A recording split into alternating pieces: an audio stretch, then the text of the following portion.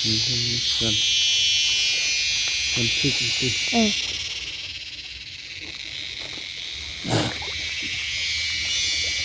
สบายดีท่านผู้ชมมื้อนี้ก็เป็นมื้อวันที่9 เดือนมิถุนายนปี2026ตอนค่ำตอนแรงมื้อนี้แสงระทมได้ไปซื้อปลามาปล่อยอันนี้ก็ปลาที่ปล่อยผ่านมาแล้วอันนี้นะปลาดุกพันธุ์นี่ปล่อยจำนวน 1,000 ตัวปล่อยมาได้ประมาณ3 อาทิตย์แล้วสำนักแต่ว่ามื้อนี้ซื้อปลากินหญ้ามาปล่อยปลากินหญ้าปลานิลและปลาปากเอามาปล่อยมื้อนี้นะซื้อทั้งหมดในราคา 150,000 กีบ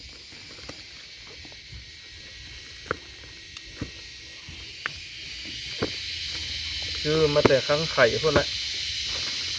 ปลากินหญ้าเพื่อนว่าให้11 ตัวมาสั่นแล้วกับปลาปาก30 ตัวปลานิล30 ตัวอยู่ในนี้แหละเนี่ยปลา3 ชนิดปลาที่ซื้อมามื้อนี้อันนี้หญ้านี่ก็6 หลายนี่อยู่ในหนองนี่ก็ซื้อปลานิลปลากินหญ้ามาให้มันอนามัยหนองให้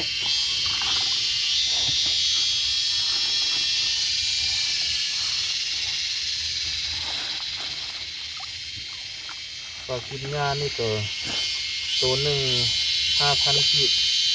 เนี่ยเป็นแบบนี้ปลากินหญ้าเนี่ย1 ตัว2 ตัว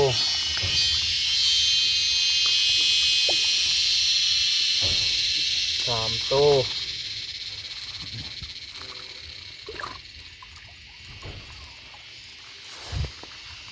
4 ตัว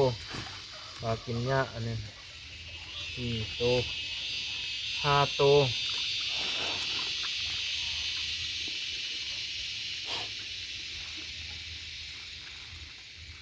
6 ตัว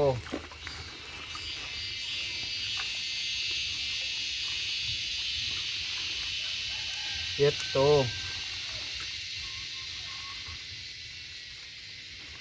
นับแต่ปลากินหญ้าเด้อ7 ตัว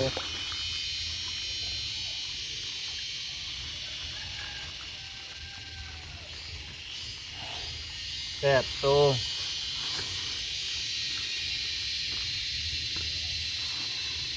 9 ตัว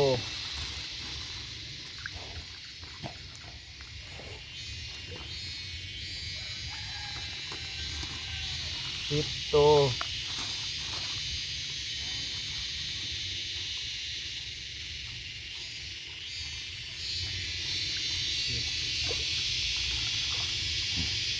ตัวละ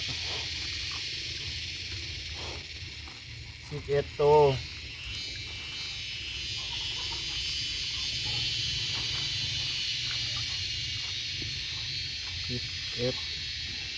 นับนะครับ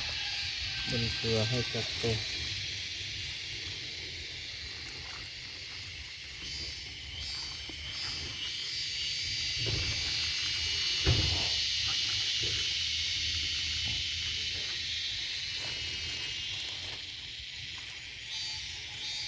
11 12 ตัวต้นเกลือให้2 ตัวนอกนี้ก็มี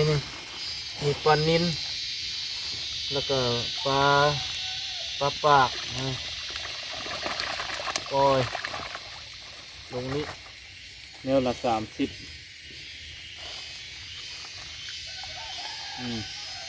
เป็นปลานิล30ปลาปาก30และปลากินหญ้าหั่น12 ตัวนี่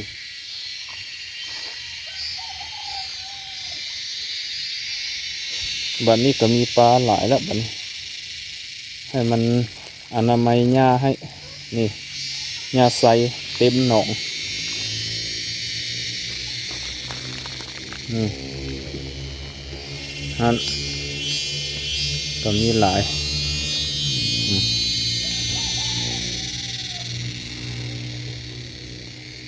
หนองนี่ก็บ่ใหญ่ปานใดแต่ว่าก็มีความเลิกอยู่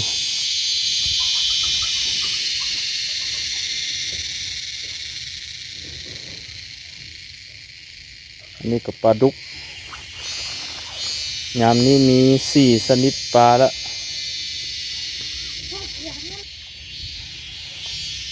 บัดนี้นางกินมะเกลือปลาแบบนี้นะนี่ต้นมะเกลือทุกมื้อนี่เป็นสัญญาณให้ปลามา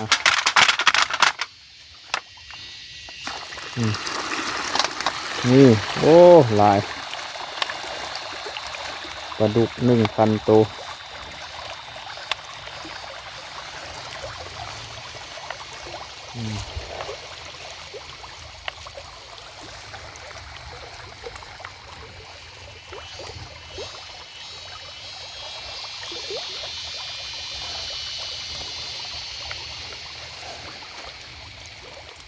เกลือปลาดุก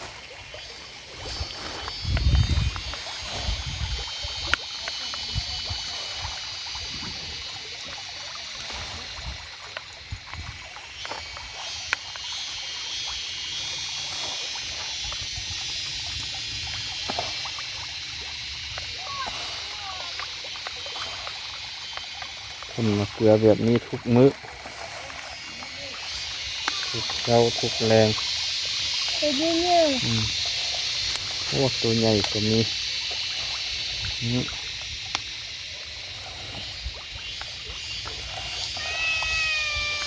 ี่ไว้แบบนี้ตัวเหนียวกับมาเบิ่ง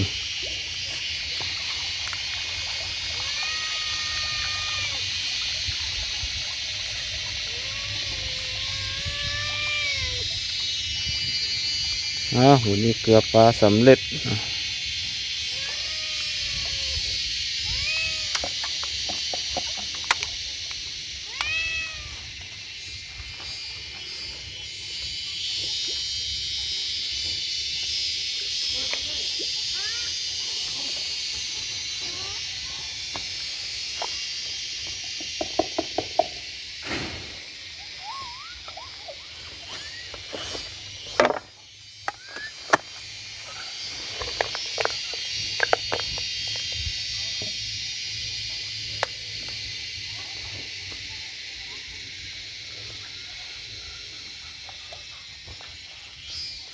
หนองนี่ก็ปล่อยปลาทุกปี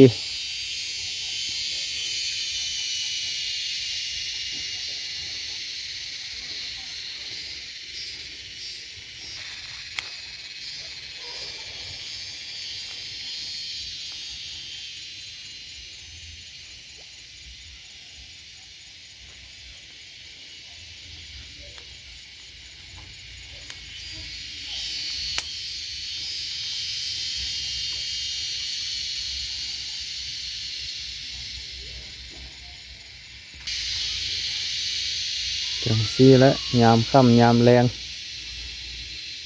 อากาศเย็น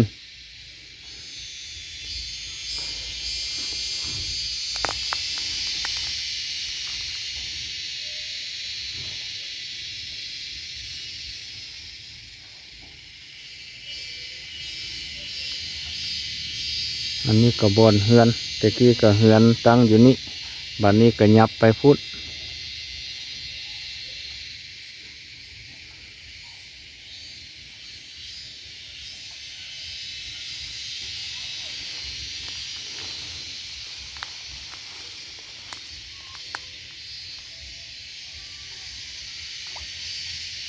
เป็นเดี๋ยวใดก็ติดตามนำกันไปเด้